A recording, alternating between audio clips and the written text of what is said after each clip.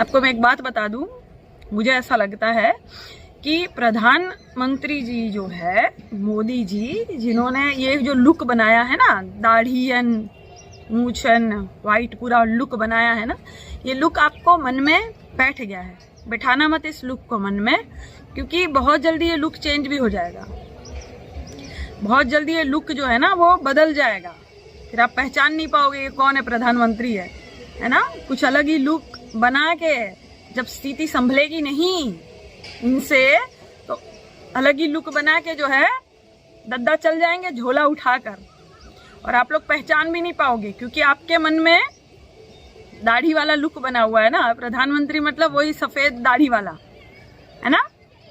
देखिएगा बहुत जल्दी ये जो नीरव मोदी जैसे फुर हो गया, ऐसे ये भी कहीं फुर न हो जाए देश से। स्थिति संभलेगी नहीं है ना, जनता खोजेगी, स्थिति संभलेगी नहीं तो बहुत जल्दी रफू चक्कर हो जाएंगे। हम तो फकीर आदमी है, झोला लेके चल पड़ेंगे जी। लेकिन क्या है ना, स्थिति भी अब ऐसी हो गई है, देश की जनता की आंख खुल चुकी है कि अब पिताजी झोला उठाकर निकल भी नहीं पाएंगे। ये भी सही है, ये भी याद रखिए। झोला उठाकर जो है पब्लिक जो है वो निकलने भी नहीं देगी। कार्य बहुत अच्छे किए है ना, स्वागत तो करेगी है ना। जैसे अनुपम खेर का टकला जो है बहुत अच्छे से फूट जाएगा अगर वो किसी अस्पताल के बाहर या जनता के बीच में कह दे आएगा तो मोदी ही। घाव पर नमक छिड़क रहा है ना। शर्म नहीं आती इनको रे बाबा, शर्म ही नहीं आती इनको। मतलब जिनको हम पर्दे में देखते थे कि इतनी अच्छी एक्टिंग कर रहा है, इतना मतलब उम्दा कलाकार था। मतलब उम्दा कलाकार होना एक अच्छा इंसान होना भी नहीं होता भाई, ये साबित कर दिया अनुपम खेर ने, साबित कर दिया।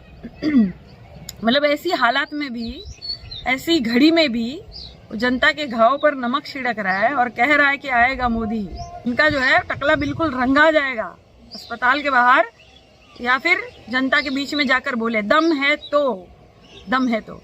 और मैं तो कहती हूँ कितने कलाकार हैं हमारे, कितने ही कलाकार हैं जिन्होंने करोड़ों कमाए हैं भारत से। भारत की जनता ने बहुत आशीर्वाद, सहयोग और प्यार दिया है इनको, है ना।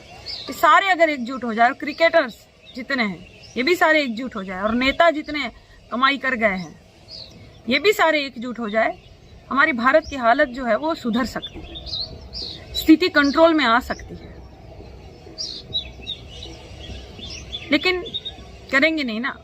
सबको धन चाहिए, सबको अपनी सुख सुविधा चाहिए। जनता का तो यहाँ कोई बन के नहीं आया, जनता सबकी है। वोट देते समय जो है जनता सबकी है। माई बाप, मैया, भैया कह के पैर वैर छू के वोट लेके जाएंगे। देखिए जो स्थिति है, जो हालात है और उसका कौन जिम्मेदार है वो हमेशा याद रखिएगा।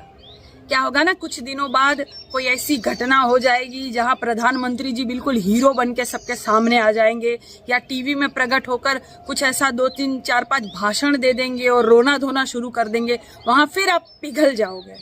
हाँ, क्या रे बेचारा प्रधानमंत्री, जाने दो, अगली बार भी इन्हीं को वोट दे देते हैं। ऐसी गलती बिल्कुल मत करना।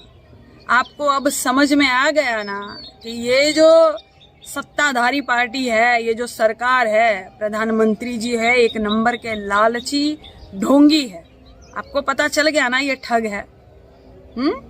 तो देखिएगा, अपनी बुद्धि विवेक से ही आगे का फैसला लीजिएगा। बहुत जनता परेशान हुई है, वो परेशानी की वजह कौन है?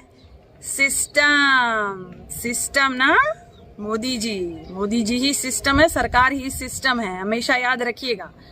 तो मोदी जी ही जिम्मेदार है, सरकार जिम्मेदार है। वो आपको फिर एक कहानी सुनाएंगे, फिर प्रकट हो जाएंगे टीवी में एक कहानी, नई कहानी के साथ कहानीकार आएगा और फिर हम उस कहानी में बह जाएंगे। क्या है कि हमारी आदत है ना, हम तो दादी नानी से बचपन में सुने रहते हैं कहानी, हमें बहुत अच्छा लगता है कहानियों की दुनिया में जाना। हाँ, एलिस इन वंडरलैंड, हाँ, कार्टून की दुनिया में जाना हमें बहुत अच्छा लगता है ना। तो हम फिर उस कहानी में खो ना जाए, हमेशा याद रखिएगा, हमेशा याद रखिएगा कि ये जो स्थिति है, इसको दबाने के लिए कुछ और सरकार ला देगी और आप सब भूल जाएंगे। तो भूलना नहीं है, अपने इस हालात को भूलना नहीं है। आपका भूलना आपके बच्चे के भविष्य के लिए भी खतरा ना हो जाए, इस बात को याद रखिएगा हमेशा, ठीक है। और इनकी मीठी मीठी चिकनी चुपड़ी बातों पर मत जाइएगा। आंखें खोल कर रखिए अपनी और देखिए कि कौन सही है कौन गलत है, हमेशा ध्यान में रखिए, ठीक है। क्योंकि देश को चलाने की जिम्मेदारी 7 साल से प्रधानमंत्री जी की ही है। सिस्टम ही प्रधानमंत्री है, प्रधानमंत्री मोदी है, मोदी ही सिस्टम है, याद रखिएगा। अरे साहेब सरकार नहीं चल रही आपसे, देश नहीं संभल रहा आपसे, तो उतर क्यों नहीं जाते? हाँ, कुर्सी है, कोई आपका जनाजा तो है नहीं कि उतर नहीं सकते। कितनी बार कहूंगी? तो जरा सोचिए, देश के बारे में सोचिए और इस्तीफा दे दीजिए। अगर आप इस्तीफा दे देंगे तो हमारा भारत देश संभल जाएगा। धन्यवाद।